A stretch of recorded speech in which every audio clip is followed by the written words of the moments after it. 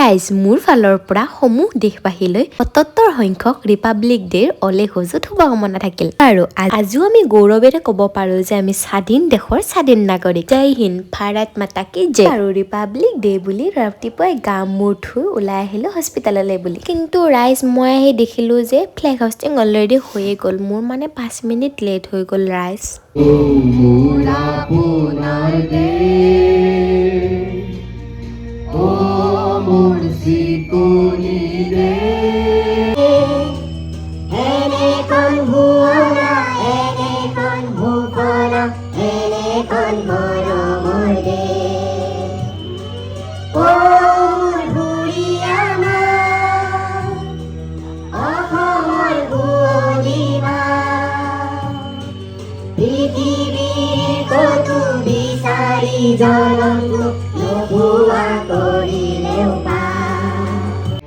জয় জয় Assam, জয় জয়